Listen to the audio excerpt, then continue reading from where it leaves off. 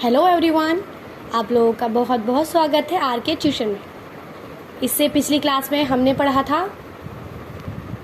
भाषा का अर्थ, मौखिक भाषा और लिखित भाषा, ठीक है। और आज हम पढ़ेंगे मातृभाषा, उसके साथ ही हम पढ़ेंगे राष्ट्रभाषा और उसके साथ पढ़ेंगे हम राजभाषा। इन तीनों ही भाषाओं में हम अंतर देखेंगे कि आखिर ये तीन भाषा क्या होती हैं। देखिए, मातृभाषा का मैं अगर आपको कुछ बताऊं थोड़ा सा, तो इसका साधारण सा अर्थ हुआ कि जो भी भाषा हमारे घर में, आसपास या परिवार में बोली जाती है वो हमारी मातृभाषा होती है।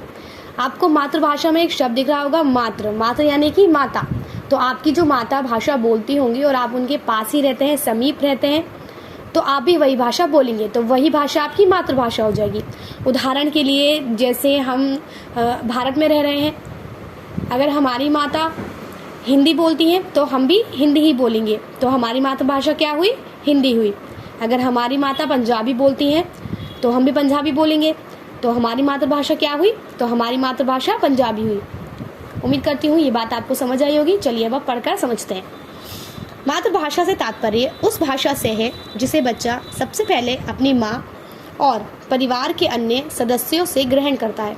माँ बच्चे के सबसे नज़दीक होती है। इतनी बात आपको समझ में आई जो मैंने समझाया कि हमारी जो माँ है, हमारा जो परिवार है, जो भाषा वो बोलेंगे वही भाषा हम भी बोलेंगे, उसे ही क्या कहते हैं? मातृभाषा। आगे बढ़ते हैं। बच्चा अपनी माँ द्वारा बोले गए अक्षरों को धीरे धीरे ग्रहण करता है और उन्हें बोलना सीख जाता है। जिस भाषा को बच्चे की माँ बोलती है उसी भाषा को बच्चा सीख लेता है।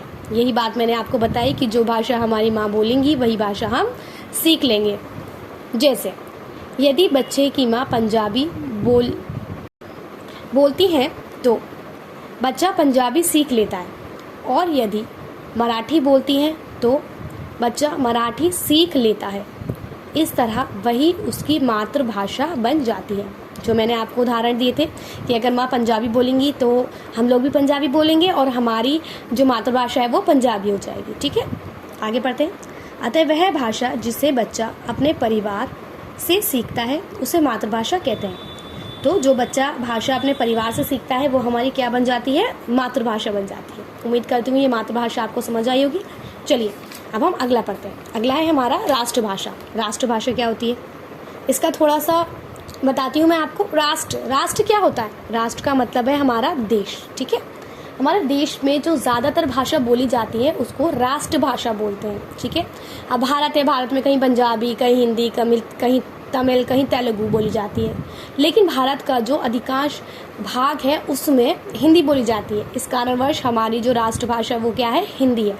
अब देखिए, जिस भाषा का प्रयोग देश के अधिकतर निवासी करते हैं उसे राष्ट्रभाषा कहते हैं। जैसे भारत में हिंदी।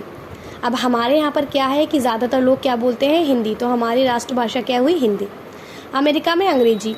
अमेरिका में ज़्यादातर क्या बोली जाती है? अंग्रेजी, तो इसलिए अमेरिका की जो राष्ट्रभाषा है वो क्या है? अंग्रेजी। अब ये कुछ आपको विशेष दे रखा है, यानी कि ये बता रखा है कि हमारी जो हिंदी है वो हमारी राष्ट्रभाषा है।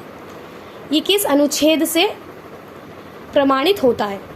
हिंदी को राष्ट्रभाषा का दर्जा भारतीय संविधान के अनुच्छेद 343 के अंतर्गत 14 सितंबर 1949 को मिला था। अतः भारत में हर वर्ष 14 सितंबर हिंदी दिवस के रूप में मनाया जाता है। जो हमारी राष्ट्रभाषा हिंदी है वो कब बनी थी? 14 सितंबर 1949 में, ठीक है। इसी कारण क्या होता है कि 14 सितंबर जब भी आती है तो हम उसे क्या बोल देते हैं कि वो क्या है? हिंदी दिवस है। उम्मीद करती हूँ राष्ट्रभाषा भी आपको समझ आया होगा। अब देखिए राजभाषा। राज का क्या मतलब होता है? राज का मतलब होता है कि राज करना, या फिर ये कह लें क्रियाकलाप करना, ठीक है। तो जो भी भाषा हमारे कार्यों में, राज का मतलब क्या होता है? हम अगर मान लीजिए मैं किसी राज्य पर राज करूँ तो मैं वहाँ क्या करूँगी? जाहिर सी बात है मैं वहाँ कार्य करूँगी, ठीक है। तो जो भी कार्य करने की भाषा होती है उसे राजभाषा कहा जाता है। देखिए, जो भाषा देश के कार्यालयों और राजकाज के कार्यों में प्रयोग की जाती है उसे राजभाषा कहते हैं। जैसे भारत की राजभाषा हिंदी और अंग्रेजी।